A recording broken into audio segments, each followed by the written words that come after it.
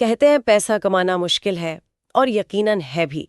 लेकिन क्या कभी ये सोचा है कि शायद उससे भी ज्यादा मुश्किल होता है उस कमाए हुए पैसे को संभालना, उसे बढ़ाना? ये आपने बहुत ही अहम बात छेड़ी है। पैसा हाथ में आता तो है, पर वो कहाँ फिसल जाता है कई बार पता ही नहीं चलता। हाँ बिल्कुल। और यहीं पर देखिए आज की हमारी बातचीत का फोकस है। हम दो बहुत ही प्रभावशाली किताबें हैं, बात पैसे की और बात म्यूचुअल फंड्स की। हाँ जी। इनके जरिए पैसे के मैनेजमेंट और निवेश की कला को समझने की कोशिश करेंगे। ये जानकारी हमें एक अच्छे खासे समरी से मिली है जिसका शीर्षक है mastering money and mutual funds. हाँ, और इरादा सिर्फ ये नहीं है कि पैसे बचाएं कैसे, वो तो है ही, पर उससे आगे बढ़कर ये समझना कि हम अपने पैसे को अपने लिए कैसे काम पर लगा सकते हैं, मतलब स्मार्ट तरीके से, निवेश के जरिए। एकदम। ये किताबें उसी सफर में गाइड करती हैं और इनकी लेखिका मोनिका हलान पर्सनल फाइनेंस की दुनिया में एक बहुत जाना माना, बहुत विश्वसनीय नाम है। हाँ, सुना है मैंने। उन्होंने अपनी सीधी सादी, बिल्कुल प्रैक्टिकल सलाह से आप मानिए करोड़ों भारतीयों की पैसे से जुड़ी सोच और आदतों को बदला है। उनका एक फलसफा मुझे बड़ा अच्छा लगा। वो कहती हैं कि हर किसी को अपने पैसे का सीईओ बनना चाहिए। सुनने में कितना बड़ा लगता है ना? हाँ लगता है, पर इसका मतलब बहुत सीधा है। मतलब अपने फाइनेंशियल जीवन की पूरी जिम्मेदारी खुद लेना, बस जैसे एक सीईओ अपनी कंपनी चलाता है ना। अच्छा, वैसे ही। ये तो बड़ा सशक्त विचार है। बिल्कुल।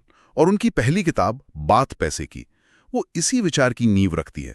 वो सिर्फ ये नहीं बताती कि पैसा कहाँ खर्च हो रहा है, बल्कि ये समझने में मदद करती है कि हमारी आदतें कैसी हैं पैसे को लेकर, हम बचत क्यों नहीं कर पाते, कहाँ अटक जाते हैं हम। हाँ, और कैसे हम वो जो कहते हैं ना फाइनेंशियल फ्रीडम, उसकी तरफ बढ़ सकते हैं।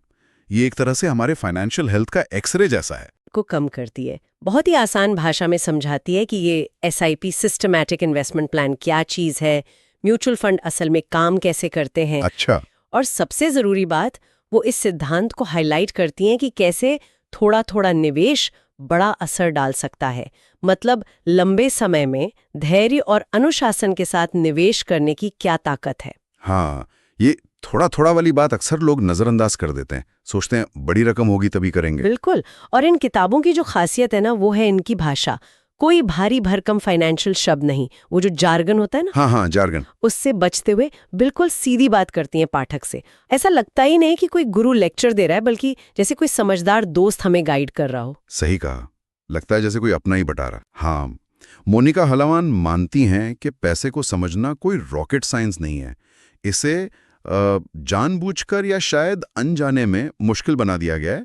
ये किताबें उस मुश्किल परत को हटाकर बिल्कुल बेसिक सिद्धांतों को सामने लाती हैं, जिन्हें कोई भी समझ सकता है और अपना सकता है ना। हाँ बिल्कुल। तो आज हम इन्हीं किताबों से मिलने वाली सबसे महत्वपूर्ण सीखों पर थोड़ी गहराई से बात करेंगे। कोशिश करेंगे समझने की कि ये सिद्धांत कैसे काम करते हैं और इन्हें अपनाकर कैसे, मतलब कोई भी अपने फाइनेंशियल भविष्य को बेहतर बना सकता है, नियंत्रण पा सकता है। हाँ जी। चलिए, तो सबसे पहली और बुनियादी सीख से शुरू करें। हाँ बिल्कुल, जो कि नींव का पत्थर है, अपने पैसे पर नियंत्रण रखें। किताब का एक सूत्र वाक्य है, अगर आप पैसे को नहीं समझेंगे तो पैसा आपको कभी नहीं समझेगा।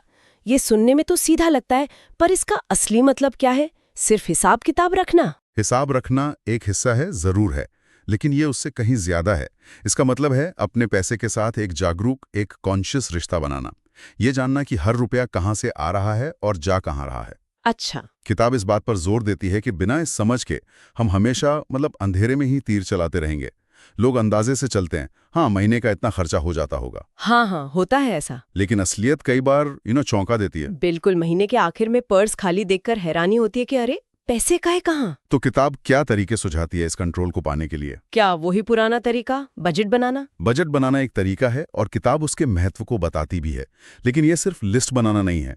यह आपकी प्राथमिकताओं को समझने और तय करने का एक जरिया है कि आपके लिए जरूरी क्या है। किताब प्रैक्टिकल तरीकों पर भी बात करती है, जैसे अपने खर्चों को ट्रैक करना। आजकल तो देखिए कितनी ऐप्स हैं जो इसमें मदद कर सकती हैं, या अगर आप सिंपल डायरी में भी लिख सकते हैं। हाँ, वो तो है। मेन बात है ईमानदारी से हर छोटे बड़े खर्च को लिखना। लेकिन क्या ये थोड़ा ज्यादा झंझट वाला काम नहीं लगता? मतलब रोज की भाग दौड़ में ये सब करना। शुरुआत में शायद लग सकता है, लेकिन किताब इसे एक आदत बनाने पर जोर देती है।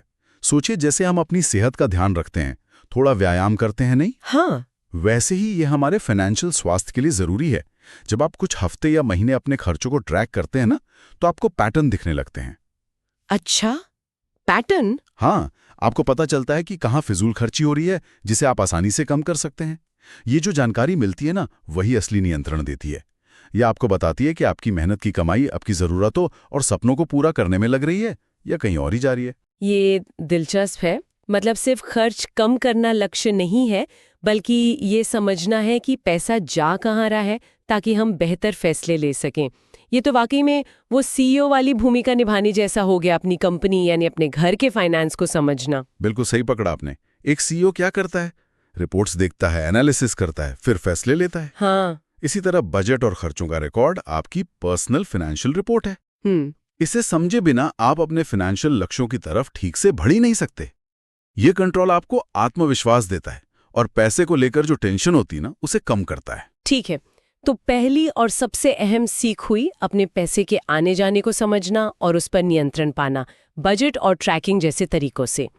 चलिए अब दूसरी महत्वपूर्ण सीख पर आते हैं, जो निवेश की दुनिया से जुड़ी है। हाँ, दूसरी सीख है भावनात्मक रूप से नहीं, स्मार्ट तरीके से निवेश करें। निवेश, इस शब्द के साथ ही बहुत से लोगों के मन में या तो डर आता है या फिर जल्दी अमीर बनने का लालच। बिल्कुल। और ये दोनों ही भावनाएं खतरनाक हो सकती हैं, है ना?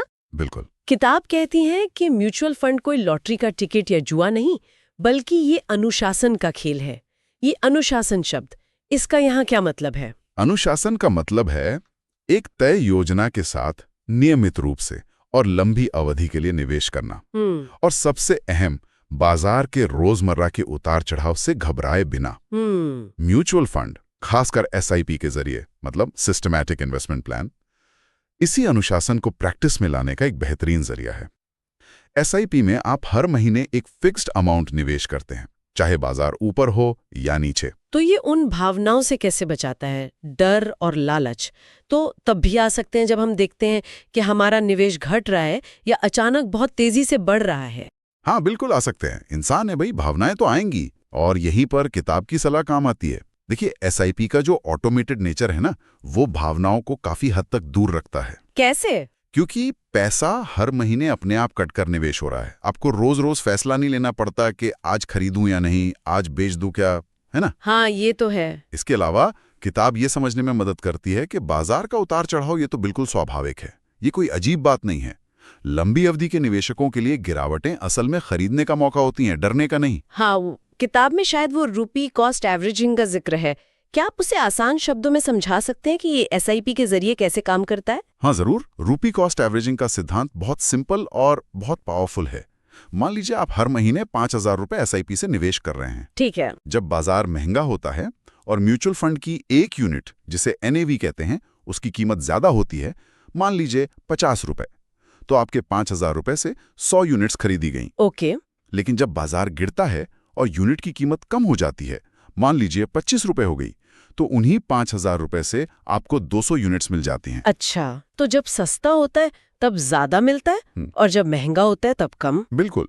तो लंबे समय में जब आप लगातार निवेश करते रहते हैं, तो आपकी प्रति यूनिट खरीद की जो औसत लागत है वो कम हो जाती है, बजाय इसके कि आप एक ही बार में सारा पैसा तब लगा दें जब बाजार बहुत महंगा हो। समझ गई। ये आपको बाजार की टाइमिंग का अनुमान लगाने के जोखिम से बचाता है, जो कि लगभग नामुमकिन है किसी के लिए भी, और एक अनुशासित निवेशक को बाजार की गिरावटों का फायदा उठाने में मदद करता है।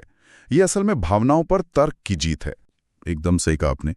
और ये हमें तीसरी सीख की ओर ले जाता है, जो शायद सबसे ज्यादा प्रेरणा देने वाली है। बताइए, क्या है वो तीसरी मुख्य सीख?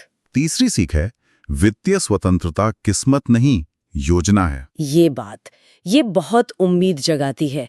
अक्सर हम बड़े बंगले, बड़ी गाड़ियां देखकर सोचते हैं, अरे ये सब तो किस्मत वालों को मिलता है। लेकिन किताब इस सोच को चैलेंज करती है। हाँ। वो कहती है कि पैसा आपके लिए तभी काम करेगा जब आप निवेश को डर के बजाय एक आदत बनाएंगे। ये आदत बनाने वाली बात, इसे थोड़ा और समझाएंगे? आदत बनाने का मतलब है निवेश को अपनी जिंदगी का एक जरूरी हिस्सा बनाना। जैसे हम रोज सुबह उठकर ब्रश करते हैं या खाना खाते हैं, बिल्कुल वैसे ही। अच्छा। ये कोई ऐसी चीज नहीं होनी चाहिए जिसके बारे में हम सोचें कि कभी करेंगे या जब ज्यादा पैसा होगा तब देखेंगे। किताब इस बात पर जोर देती है कि आप छोटी रकम से भी शुरुआत कर सकते हैं, लेकिन रेगुलरिटी, वो जो निरंतरता है, वो जरूरी है। लेकिन कई लोग सोचते हैं कि उनके पास निवेश करने के लिए पर्याप्त पैसा ही नहीं है। मतलब महीने के खर्चों के बाद बचता ही क्या है? क्या किताब इस आम प्रॉब्लम का कोई हल बताती है? हाँ, किताब इस मानसिकता पर बात करती है। पहला कदम तो वही है अपने खर्चों को समझना और कंट्रोल करना। अक्सर थोड़ी सी बचत भी निकल आती है अगर हम ध्यान दें। दूसरा, किताब कहती है कि शुरुआत छोटी करें। 500 या 1000 रुपए महीने की SIP भी अगर आप लंबे समय तक चलाते हैं तो वो जो कंपाउंडिंग की ताकत है ना, हाँ, कंपाउंडिंग, उससे एक बड़ी रकम बन सकती है। जरूरी है शुरुआत करना और फिर जैसे जैसे आपकी कमाई बढ़े धीरे धीरे निवेश की रकम भी बढ़ाते जाना। ये पैसिवली अमीर बनने का इंतजार करने के बजाय एक्टिवली अपने फाइनेंशियल भविष्य को बनाना है। आपने कंपाउंडिंग यानी चक्रवृद्धि ब्याज का जिक्र किया। उसे तो अक्सर आइंस्टीन ने दुनिया का 8वां अजूबा कहा था, ऐसा कहते हैं। क्या किताब इसके महत्व को समझाती है? बिल्कुल समझाती है। कंपाउंडिंग का सीधा मतलब है आपके निवेश पर जो रिटर्न मिला उस रिटर्न पर भी रिटर्न कमाना। अच्छा। यानी आपका पैसा और उस पैसे ने जो पैसा कमाया वो दोनों मिलकर आपके लिए और पैसा कमाते हैं। समय के साथ इसका असर बहुत जबरदस्त होता है। जितनी जल्दी आप निवेश शुरू करते हैं और जितने लंबे समय तक निवेशित रहते हैं, कंपाउंडिंग का जादू उतना ही ज्यादा काम करता है। वाह! ये फाइनेंशियल स्वतंत्रता तक पहुंचने का सबसे महत्वपूर्ण इंजन है। ये दिखाता है कि योजना और धैर्य ये किस्मत से कहीं ज्यादा मायने रखते हैं। तो ये सिर्फ पैसा बचाना नहीं है, बल्कि उसे ऐसी जगह लगाना है जहां वो समय के साथ बढ़ सके। और ये सब डर के बजाय एक पॉजिटिव आदत के तौर पर करना है। ये सोच का बदलाव ही शायद सबसे बड़ा कदम है। निश्चित रूप से डर अक्सर आता है जानकारी की कमी से। जब आप समझते हैं कि निवेश कैसे काम करता है, रिस्क क्या हैं और उन्हें कम कैसे किया जा सकता है, जैसे डाइवर्सिफिकेशन और लंबी अवधि का नजरिया अपनाकर, तो डर कम होता है और आत्मविश्वास बढ़ता है। सही। फाइनेंशियल स्वतंत्रता एक मंजिल है और निवेश उस मंजिल तक पहुंचने का रास्ता। किताब हमें सिखाती है कि इस रास्ते पर चलने के लिए योजना बनानी होगी, ना कि सिर्फ उम्मीद करनी होगी।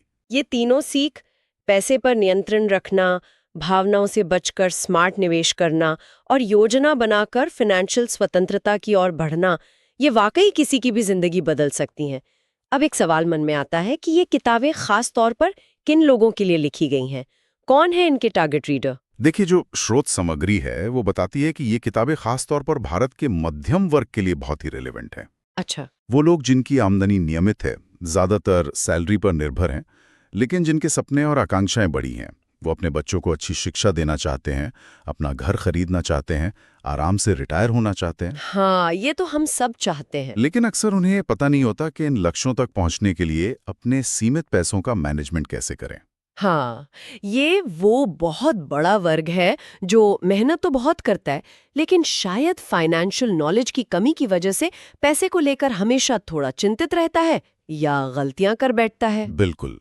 शायद इसकी एक बड़ी वजह ये भी है कि हमारे स्कूल कॉलेजों में पर्सनल फाइनेंस या मनी मैनेजमेंट के बारे में शायद ही कुछ सिखाया जाता है। ये एक दुखद सच्चाई है ना?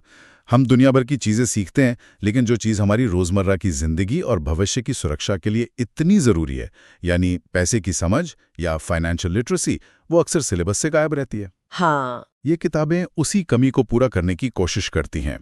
ये प्रैक्टिकल ज्ञान देती हैं जो हमें अपने पैरों पर खड़ा होने में मदद करता है। आज के जमाने में ये फाइनेंशियल लिटरेसी इतनी जरूरी क्यों हो गई है? क्या पहले लोग इसके बिना काम नहीं चलाते थे? देखिए, समय बदल गया है।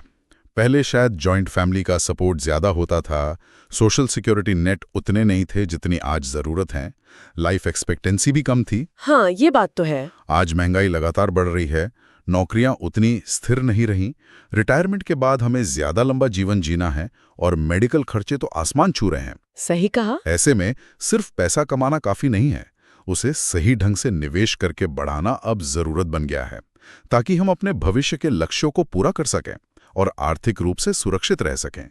और हाँ, फाइनेंशियल लिटरेसी हमें उन धोखेबाजों से भी बचाती है जो जल्दी अमीर बनाने के झूठे वादे करके लूट लेते हैं। ये बात तो है।